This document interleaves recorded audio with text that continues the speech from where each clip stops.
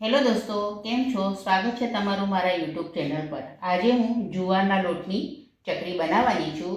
આ ચકરી ડાયાબિટીસવાળા માટે બહુ સારી કહેવાય અને જે વૃદ્ધ લોકો હોય એમના માટે પણ આ સારી કહેવાય, કેમ કે આ ઉપરથી થોડી ક્રન્ચી ઓર અંદરથી સોફ્ટ હોય છે, કેમ કે આમાં મેં ઘીનું મોણ નાખ્યું છે, એટલે કોઈ પણ આ ખાઈ શકે એવી રીતના થઈ છે. તો ચાલો મારા કિચનમાં આજે આપણે ચકરીનો વિડીયો ચાલુ કરીએ. હવે આને આપણે પલટાવી દઈએ. 1 મિનિટ માટે થવા દેવાનું, પછી જ પલટાવવાનું, નહીં તો તૂટી જશે.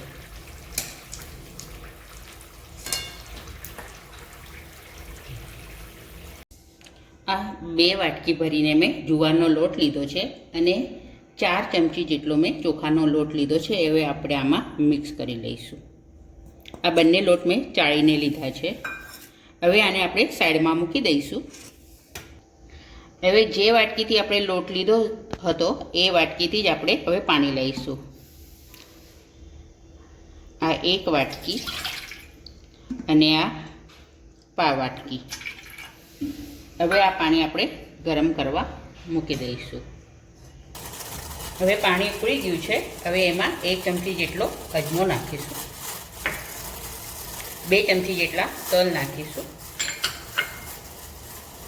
1 ચમચી જેટલું ધાણા જીરું નાખીશું. 1 ચમચી જેટલું જીરું નાખીશું.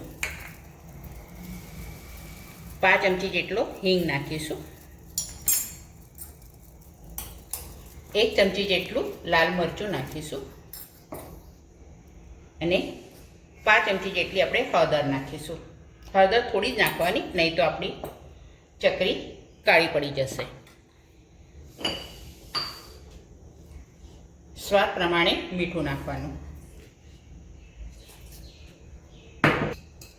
અને આમાં તેલનું મોણ નહીં નાખવાનું, ઘીનું મોણ નાખવાનું. લગભગ 1 અને અડધો 1.5 ચમચી જેટલું આપણે દેશી ઘી નાખવાનું. હવે આને 2 મિનિટ માટે આપણે ઉકળવા દઈશું. 2 મિનિટ થઈ ગઈ છે. આપણું પાણી ઉકળી ગયું છે. હવે આ પાણી આપણે આ લોટમાં આપણે થોડું થોડું કરીને નાખીશું અને હલાવી જઈશું.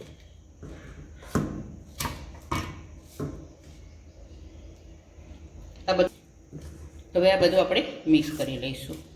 પાણી ગરમ છે એટલે ચમચીથી કરવાનું, હાથ નહીં નાખવાનો. અને હવે એને 5 મિનિટ માટે આપણે ઢાંકી દઈશું. 5 મિનિટ થઈ ગઈ છે. હવે આપણો લોટ થોડો ઠંડો થઈ ગયો છે. હજી થોડો ઉફાળો જ છે, વધારે ઠંડો નહીં કરવાનો. આ જ રીતના આપણે હવે એને બરાબરનો મસળી લઈશું. પાણીની જરૂર પડશે તો 1-2 ચમચી જેટલું આપણે ગરમ પાણી અંદર નાખીશું. ઠંડુ પાણી નહીં નાખવાનું, ગરમ જ પાણી નાખવાનું. આ રીતના લોટ આપણો બાંધવો જોઈએ. બહુ ઢીલો પણ નહીં અને બહુ કઠણ પણ નહીં, એટલે આવા લોટની ચકરી વ્યવસ્થિત પડશે. એક લુવો લઈશું અને એને સિલિન્ડર જેવો આપણે શેપ આપીશું.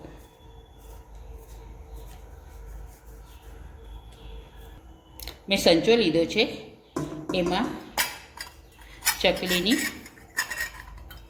પ્લેટ મૂકી છે.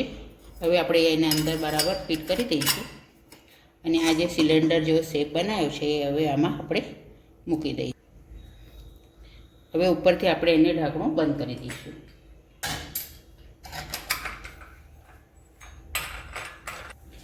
હવે મેં નાની પ્લેટ લીધી છે. હવે એના પર આપણે ચકરી પાડી લઈશું.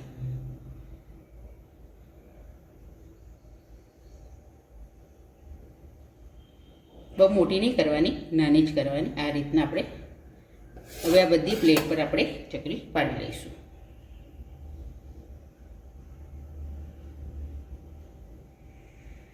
હવે તેલ ગરમ થઈ ગયું કે નહીં આપણે જોઈ લઈએ. આ તરત ઉપર આવી ગયું છે એટલે આપણું તેલ ગરમ થઈ ગયું છે. હવે આપણે એક એક કરીને ચકરી બધી અંદર છોડીશું.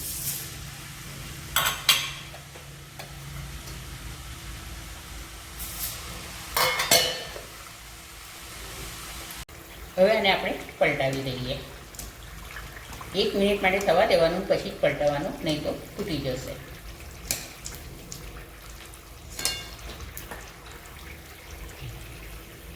હવે આપણી ચકરી તળાઈ ગઈ છે. હવે આપણે આને કાઢી દઈશું.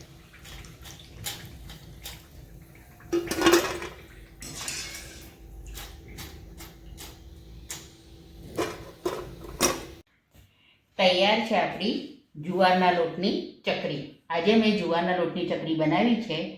તો આ વિડીયો જોઈને તમને કેવો લાગ્યો એ જરૂરથી જણાવજો. ચેનલ પર નવા હો તો સબસ્ક્રાઈબ જરૂરથી કરજો.